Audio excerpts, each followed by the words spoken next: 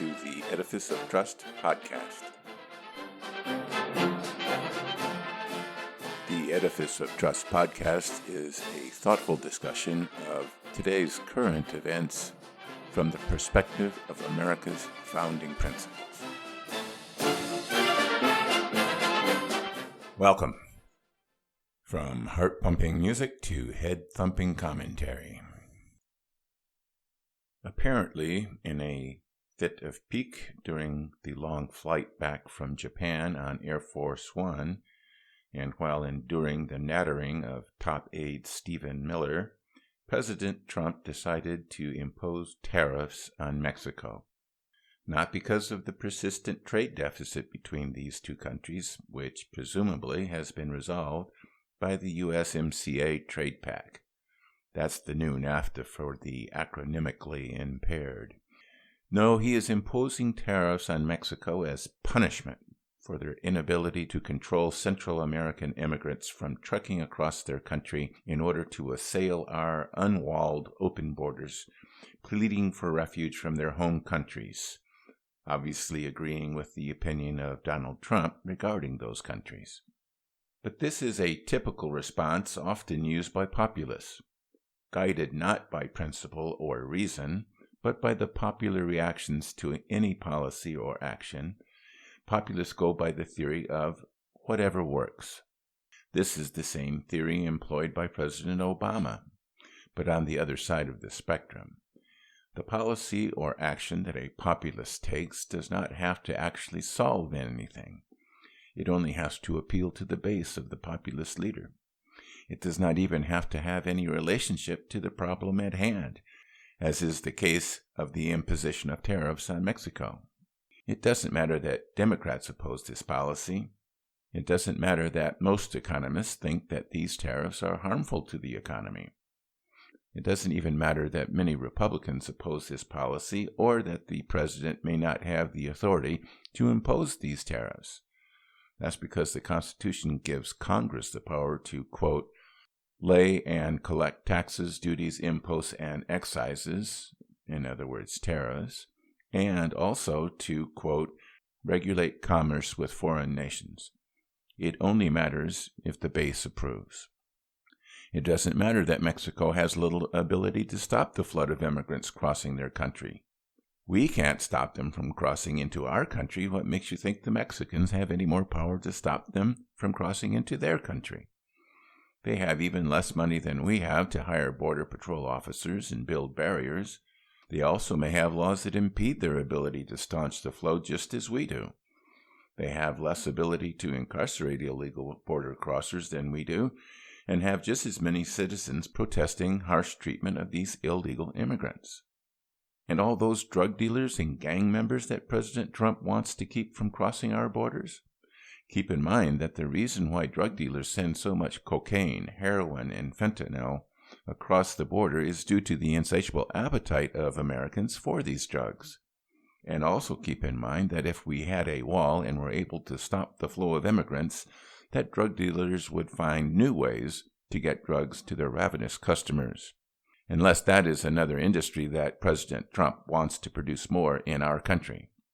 And those nasty guys in MS-13, they got their start in Pico Rivera, which is in Los Angeles, not El Salvador. But these new tariffs are not meant to stop illegal immigration, but to punish Mexico for not stopping illegal immigration. The president of Mexico, Andrés Manuel López Obrador, or AMLO, sent a very polite letter to President Trump requesting negotiations on immigration. Actually, an overly polite letter intended to not unleash another deranged Twitter storm. Flippant or angry comments made on Twitter become policy for a narcissist that believes he is never wrong. Markets are hopeful that the president will change his mind. The stock market tanked when the president announced this new round of tariffs, even though today, Tuesday, June 4th, they have rallied. But they rallied because the Fed has hinted that it may have to lower interest rates to counteract the negative impact of the tariffs. Of course, once their cocktails wear off, they will realize that the only reason the Fed would lower rates is to avoid or lessen the coming recession.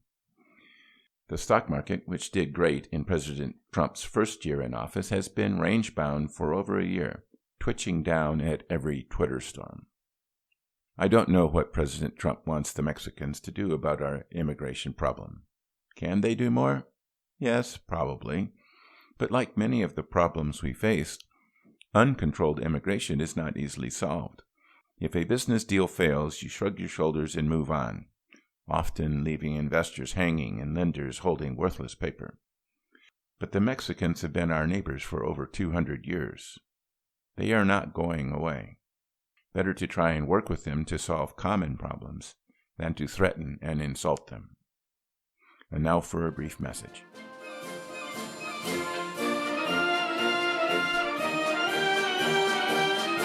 Whew! We made it. We survived the second year of the presidency of Donald J. Trump. And I wrote a book about it. 2018, Surviving Trump, documents many of the trials and tribulations that we faced during 2018 and analyzes their importance from the perspective of America's founding principles. Available on the internet at Amazon and Barnes & Noble as well as other retailers. Links to 2018 Surviving Trump and my other books are available on my website, www.edificeoftrust.com. Thanks.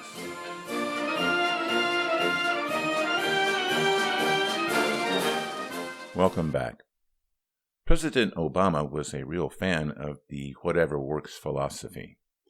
After visiting Cuba in 2016, he told students in Argentina, quote, "You don't have to worry about whether it neatly fits into socialist theory or capitalist theory. You should just decide what works." For more on that, go to the commentary section of my website and go to my blog post, What Works, that was published March 29th, 2016. But to continue, you don't need principles. You don't need to understand how things work or what motivates people to do what they do. You don't need to study Adam Smith or Karl Marx, let alone Daniel Kahneman or Robert Sapolsky. You determine the outcome you want and pass a law to mandate that outcome. If the minimum wage doesn't provide a living wage, then pass a law that orders all employers to pay a minimum wage of an arbitrarily defined living wage, equal to about $15 an hour. Ignore the fact that entry-level wages are low because new entrants to the job market lack the skills and training necessary to be a valuable resource to employers.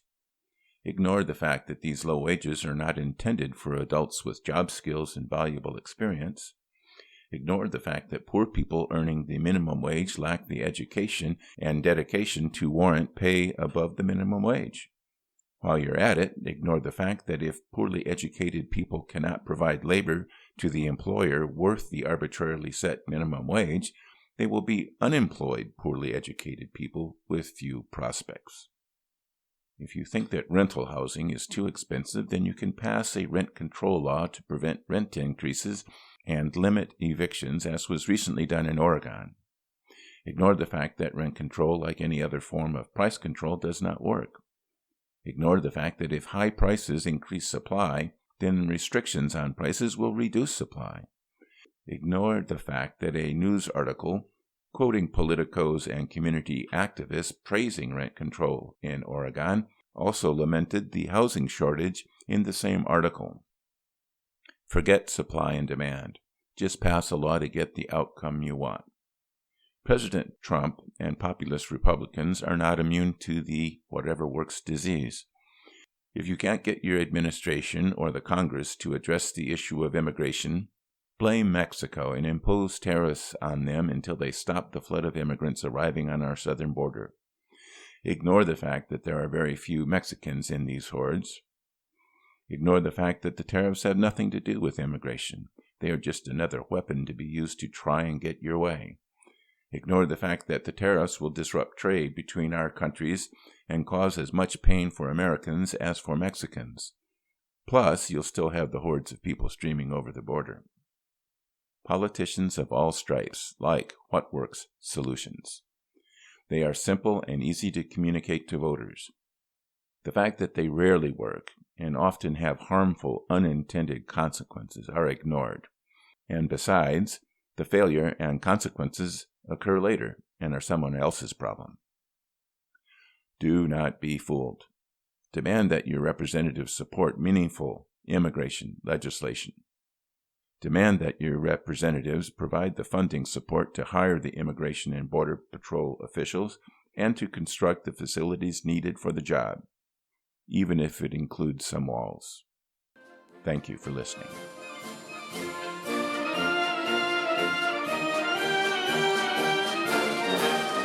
Thanks for listening to my podcast. If you would like to hear more Edifice of Trust podcasts, please don't forget to subscribe. Thank you.